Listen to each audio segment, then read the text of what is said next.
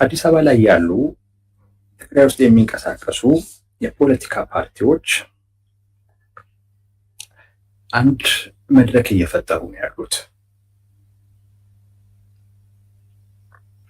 እነዚህ ፓርቲዎች አንደኛ ስምረት አለ፣ ባይቶና አለ፣ አረና አለ፣ ትንሳኤ ሰባ እንደርታ የሚባል አለ፣ ቃንጪ ሐቂ የሚባሉ ፓርቲዎች አሉ። ወደ 5 የፖለቲካ ፓርቲዎች እነ ጄኔራል ታደሰ ወረደም አሉ፣ በግለሰብ ደረጃ ማለት ነው። እነዚህ ኃይሎች አንድ የፈጠሩት ስብስብ ነበረ። በፊት ላይ የምታውቁት የለውጥ ፈላጊዎች እንቅስቃሴ የሚባል አንድ የሆነ ስብስብ ፈጥረው አይ ቲንክ ፕሮግራም የሚመስልም አይነት ነገር ሁሉ ይፋ አድርገው ነበረ።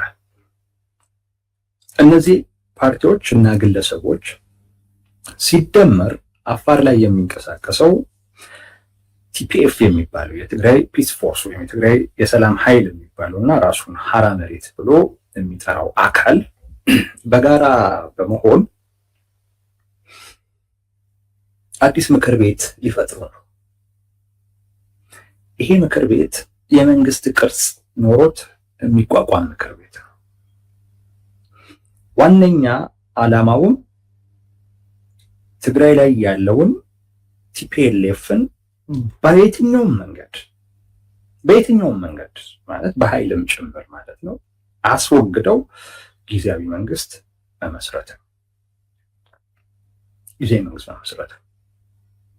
ዋነኛ ዓላማው ይሄ ነው። በቅርብ ጊዜ ውስጥ ምክር ቤት ተቋቁሞ ምናልባት እንግዲህ አመራር ምንም ሊመርጡ ይችላሉ። የመንግስት ቅርጽ ያለው ስብስብ ነው የሚፈጥሩት።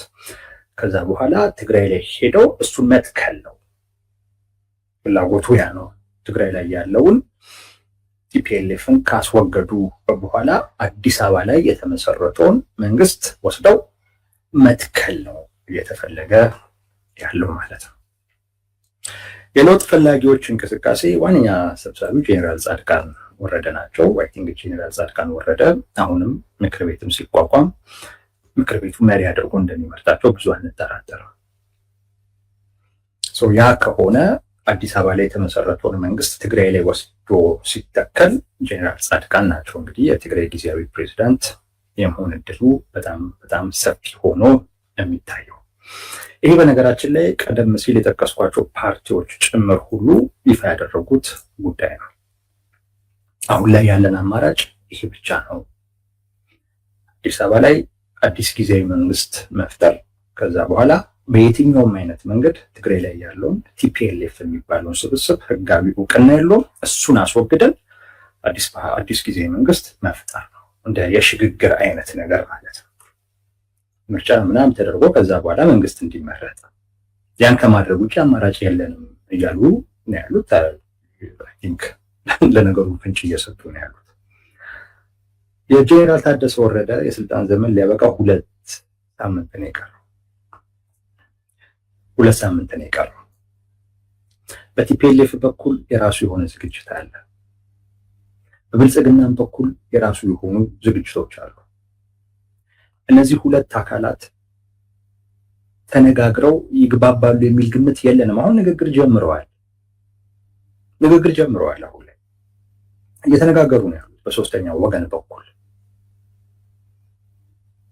ምናልባት ከተሳካላቸው እንግዲህ ስለ ጉዳዩ በጣም እናውቃለን የሚሉ ሰዎች እንደሚገምቱት ከሆነ ቀጣይ ሳምንት ላይ አዲስ አበባ ላይ ሊገናኙ ሁሉ ይችላል ከተሳካላቸው።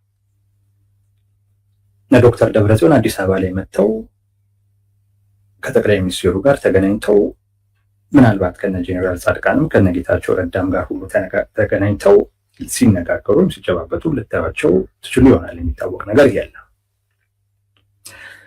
ግን የመስማማት እድል ግን አላቸው ከተባለ ግን ኦልሞስት ዜሮ ነው። እኔ በምን ሊስማሙ እንደሚችሉ አላውቅም። የግድ አንዳቸው የአንዳቸውን ነገር መቀበል አለባቸው። ለምሳሌ ቲፒኤልኤፍ ምዕራብ ትግራይ የሚለው ነገር አለው። የፌዴራል መንግስት ይህን አካባቢ ወደ ትግራይ አልሰጥም አልመልስም ነው እያለ ያለው። ይህን እንኳን ከወሰድ በቃ ወይ መስጠት ነው ወይም ደግሞ ቲፒኤልኤፍ የፌዴራል መንግስትን አማራጭ መቀበል ነው። ከሁለት አንዱ የግድ መሆን አለበት። መሀል የሚባል ነገር የለው። የፌዴራል መንግስት የአማራም አይሆንም የትግራይም አይሆንም የሚል አማራጭ አለው። ትግራይ ላይ ያለው ቲፒኤልኤፍ ደግሞ የትግራይ ነው ቦታው፣ ስለዚህ ወደ ትግራይ መመለስ አለበት የሚል ነገር አለው። በእነዚህ በሁለት አማራጮች መካከል መሀል የሚባል ቦታ የለም። መካከለኛ የሚባል የሁለቱ ፍላጎት ኮምፕሮማይዝ ሊያደርግ የሚችል አዲስ አማራጭ መውለድ አይቻልም በፍጹም።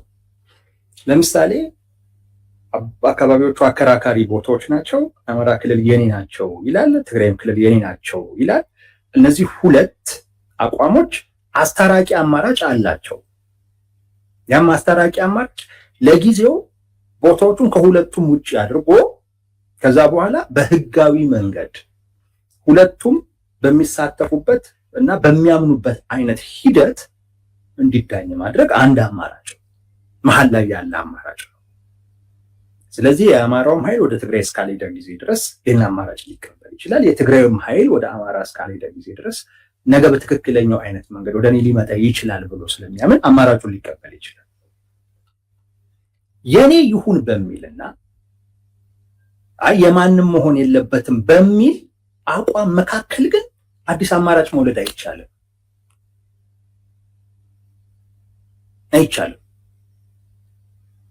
የግድ አንዳቸው የአንዳቸውን መቀበል አለባቸው። ስለዚህ ማን ይቀበላል? ዩ ቲንክ የፌዴራል መንግስት እነዚህን አካባቢዎች ወደ ትግራይ ይመልሳል? ያ ማለት ሌላ ጦርነት ውስጥ መግባት ነው። ሲመልሶ ምን እንደሚገጥመው ይታወቃል። ቲፒኤልኤፍስ በቃ እሺ እነዚህ አካባቢዎች አሁን ባሉበት አይነት መልኩ ይሁኑ ብሎ ይቀበላል? ይህን አማራጭ አይቀበልም። ግን ንግግር ጀመሩ፣ እያወሩ ነው ያሉት። ምናልባት እያወሩ ከሆነ ምናልባት ሊያግባባቸው የሚችለው አንዱ ጉዳይ እነዚህ ልዩነት ያላቸው ጉዳዮችን ወደ ጎን ትተው ከሁለት ሳምንት በኋላ የሚያበቃው ጊዜያዊ መንግስት አለ። እሱን ጊዜያዊ መንግስት ምን እናርገው በሚለው ጉዳይ ላይ ሊነጋገሩ ይችላል። ያ ጊዜያዊ መንግስት እንዴት ይሁን? አሁን የጄኔራል ታደሰ ወረደ የስልጣን ዘመን አብቅቷል። ስለዚህ ምን እናድርገው? አሁን ያን ጊዜያዊ መንግስት ምን እናድርገው የሚል አሁን ቲፒኤልኤፍም የራሱ አማራጭ አለው። መርጠዋል። አማኑኤል አሰፋ ፕሬዚዳንት ይሁን የሚል ነገር እንትን ብለዋል። ጠቅላይ ሚኒስቴሩ አማኑኤል አሰፋ ይሁን ብለው ተቀብለው አማኑኤል አሰፋን ያደርጉታል ወይ? በዚህ ላይ መነጋገር ይቻላል። ጠቅላይ ሚኒስቴሩም የራሳቸው ደግሞ አማራጭም ደግሞ አላቸው። በሱንም በሚመለከት መነጋገር ይቻል ይሆናል። ያ ግን ጊዜ ለመግዛት ካልሆነ ጊዜ ለመውሰድ ካልሆነ በስተቀር አሁን ላይ ወደ ጦርነት ውስጥ መግባት ለሁለቱም አዋጭ እንዳልሆነ ተረድተው ጊዜ እንውሰድ ካሉ ሊግባቡበት የሚችሉት ብቸኛው ጉዳይ ጊዜያዊ መንግስቱን እንዴት እናድርገው የሚለው ጉዳይ ላይ ብቻ ነው። ያ ማለት ጊዜ መንግስቱን በመግባባት ከተመሰረተም በኋላ ጥረቱ የጦርነት ዝግጅቱ እያየለ መምጣቱ የማይቀር ጉዳይ ነው። ግን እዚህም ላይ ግን ይግባባሉ የሚል ግምት የለንም። አንዱ እንደዛ እንዳይኖረን ያደረገን ነገር አሁን የነ ጄኔራል ጻድቃን እንቅስቃሴ ነው።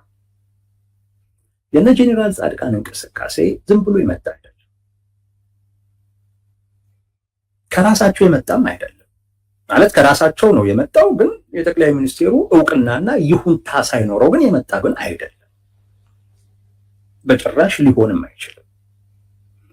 ትግራይ ላይ የሚመሰረተውን ጊዜያዊ መንግስት በሚመለከት ጠቅላይ ሚኒስቴሩ ባለድርሻ ናቸው። ቲፒኤልኤፍም የሚፈልገውን ሰው ፕሬዝዳንት ለማድረግ ከጠቅላይ ሚኒስቴሩ ጋር ማውራት ግዴታው ነው።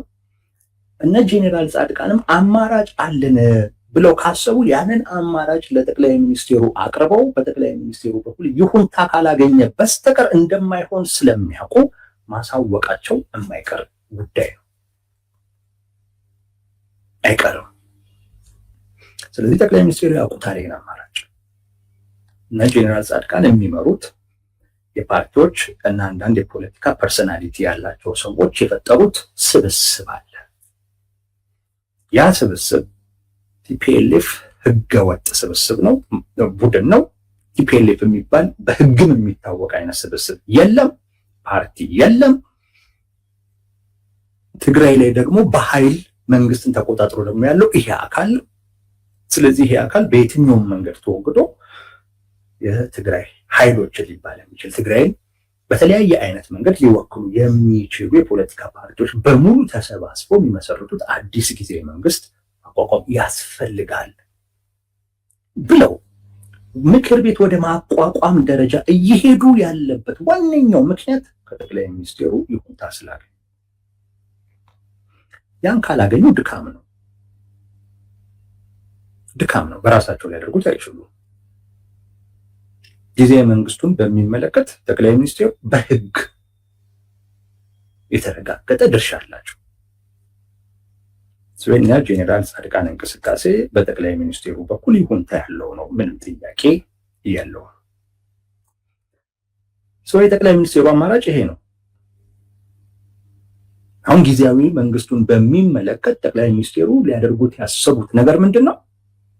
እነ ጄኔራል ጻድቃንን አዲስ አበባ ላይ የሚመሰረተውን መንግስት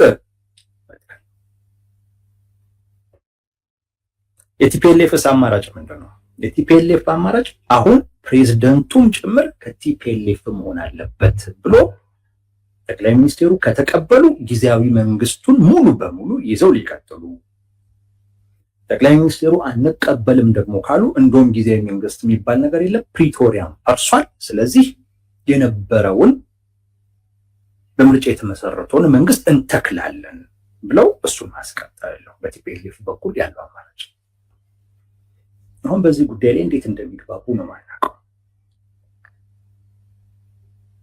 ሁለቱም የየራሳቸውን መንገድ መያዛቸውን ያሳያል። የነ ጄኔራል ጻድቃን አዲስ መንግስት ለመመስረት የሚያደርጉት እንቅስቃሴ ማለት ነው። ጠቅላይ ሚኒስትሩም የራሳቸውን አማራጭ እየወሰዱ ነው። በእርግጠኝነት ቲፒኤልኤፍም የራሱ አማራጭ ላይ በደንብ እየተዘጋጀበት።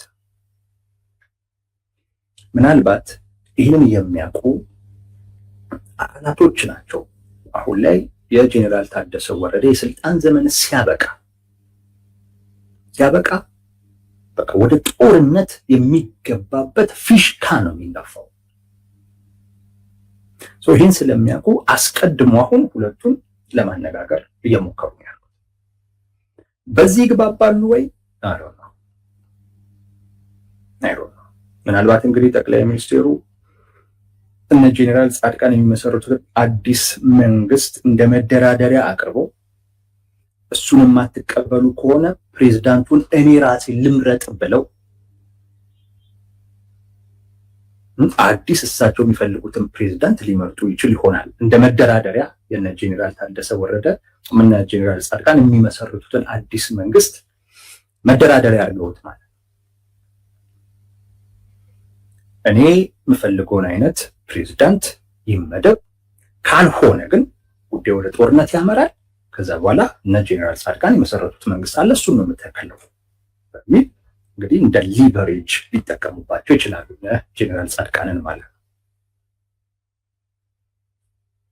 ምናልባት በድርድር ከሆነ ካልሆነ ግን በቃ እነ ጄኔራል ጻድቃን አዲስ መንግስት እየመሰረቱ ከሆነ በቃ ወደ ጦርነት የመገባት እድሉ ሰፊ በቃ ለይቷል ማለት ነው።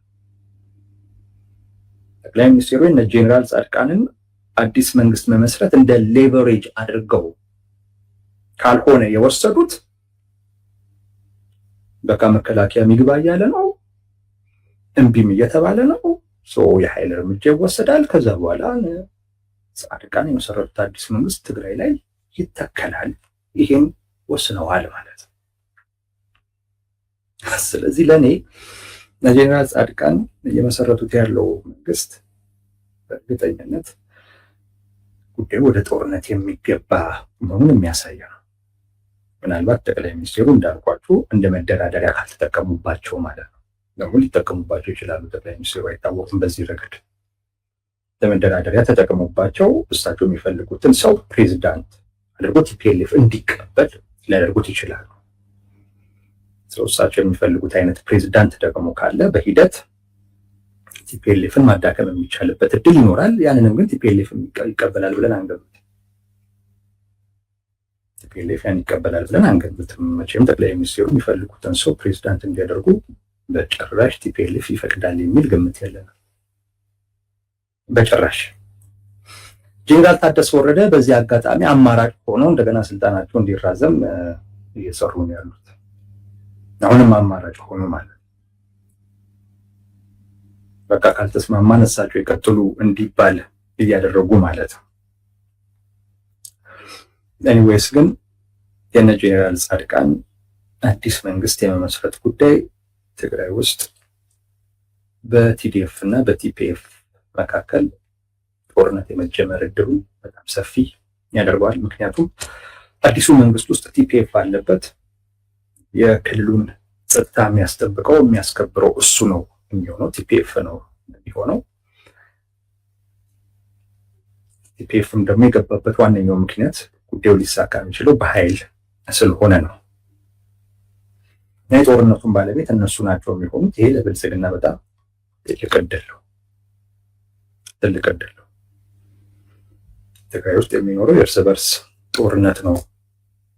ትላንት በጋራ ሆነው ሲዋጉ የነበሩ አካላቶች ዛሬ ተለያይተው እርስ በርስ ሊዋጉ የሚችሉበት አይነት ሁኔታ እየተፈጠረ ነው ትግራይ ላይ ማለት ነው። ይሄ ቲፒኤልኤፍ መንገድ የፈጠረው ነው። ቲፒኤልኤፍ እነሱን አባሮ መያዝ ያለበትን ነገር ከያዘ በኋላ መወሰን ያለበትን ነገር ካስወሰነ በኋላ ማድረግ ያለበትን ካደረገ በኋላ እነሱ በሌሉበት አይነት ሁኔታ እሱ ከተመቻቸ በኋላ አሁን ኑ እያለ እየጠራን ያለው ማንም እንደዚህ ደግሞ የሚቀበል የለም። ስለዚህ ቲፒኤልኤፍ በሰራው ስህተት ትላንት በጋራ ሆነው ሲዋጉ የነበሩ አካላቶች፣ ትላንት አንድ የነበሩ አካላቶች ዛሬ ግን ሁለት ሆነው እርስ በርስ ሊጫረሱ በዝግጅት ላይ ናቸው ያሉት። ቲፒኤልኤፍ ጊዜያዊ መንግስቱን አፍርሶ የራሱን መንግስት ሊያቋቁም ነው። እነ ጄኔራል ጻድቃን አዲስ አበባ ላይ መንግስት ሊያቋቁሙ ነው። ሰራዊት ያለው ልብ በሉ፣ ሰራዊት ያለው መንግስት ነው የሚያቋቁሙት። ያ መንግስት ትግራይ ውስጥ ሄዶ ሊዋጋ ነው፣ ሌላ ነገር የለውም። ብልጽግና ነገሮች እንዴት እየተመቹለት እንደሆነ ማየት ይቻላል። ለዚህ የዳረገው የቲፒኤልኤፍ መንገድ ነው። ትግራይ ላይ የተከተለው የተሳሳተ መንገድ ነው እና እነ ጄኔራል ጻድቃን አዲስ መንግስት እንግዲህ ትግራይ ላይ ምን ይዞ ይመጣ ይሆን? ምናልባት ጠቅላይ ሚኒስትሩ እንደ መደራደሪያ የሚጠቀሙት አካል ይሆን ወይንስ ቲፒኤልኤፍን በኃይል ካስወገዱ በኋላ ትግራይ ላይ የሚተከለው አዲስ ጊዜያዊ መንግስት ይሆን አይታወቅም። ነገሮች ግን በእነዚህ በሁለት ሳምንታቶች ውስጥ ይለይለታል። አሁን ነገሮች እየሄዱ ያለበት መንገድ በጣም ፈጣን ጊዜ ነው። ምናልባት ሀያላኖች ምናምን ገብተው በሁለቱም ላይ ጫና አድርገው ካላስቀሩት በስተቀር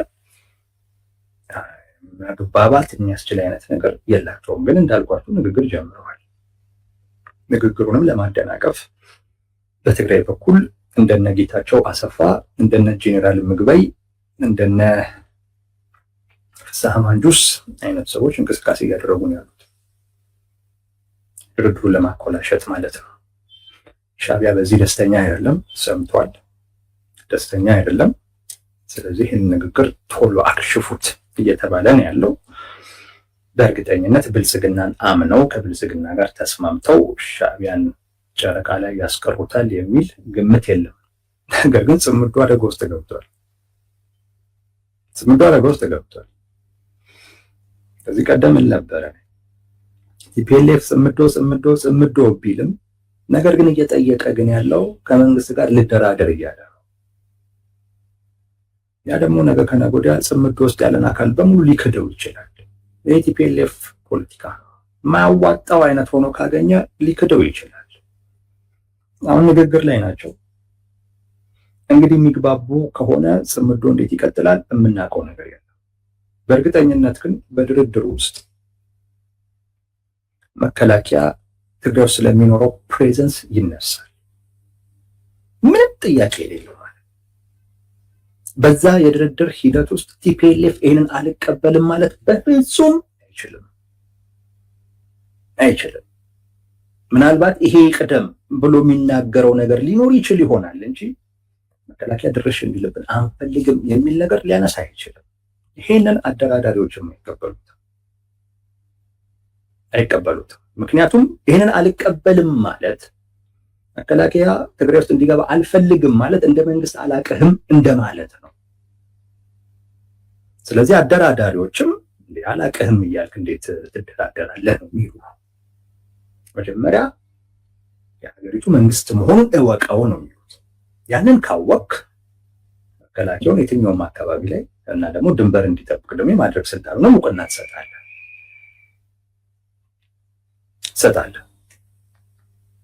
ይህን ከመቀበል ውጭ አማራጭ የለም። ግን እንዳልኩትኝ ዋስትና ነው የምትጠይቀው። ምን ዋስትና አለኝ? መተማመን የለም፣ ምን የለም። ስለዚህ ምን ዋስትና አለን የሚል ነገር ነው ልታነሳ የምትችለው። አሁን ንግግር ተጀምሯል። ጽምዶ አደጋ ውስጥ ገብቷል። የጽምዶ አደጋ ውስጥ መግባት በጣም ያሳሰባቸው ትግራይ ላይ ያሉ አካላቶች ቅድም የነገርኳችሁ ማለት ነው ንግግሩን ለማኮላሸት እንቅስቃሴ እያደረጉ ነው። ንግግሩ ላይ ጄኔራል ታደሰ ወረደም ጭምር አሉበት ነው የሚባለው። እና ዶክተር ደብረጽዮንም ንግግሩን በመርህ ደረጃ ተቀብለውታል ነው የሚባለው። በመርህ ደረጃ መነጋገሩ ጥሩ ነው ብለዋል። ግን ይስማማሉ ወይ? አይመስለንም።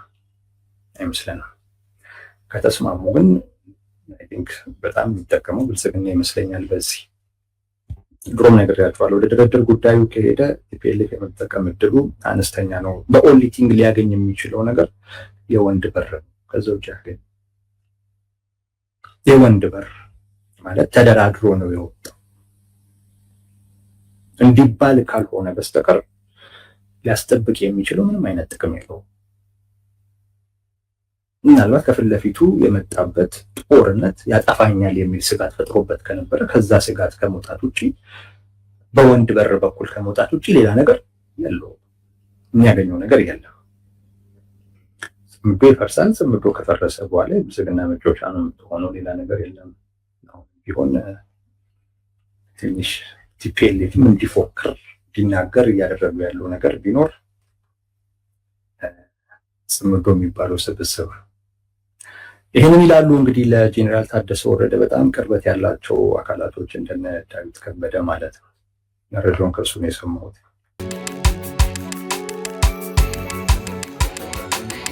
ኢትዮፕስ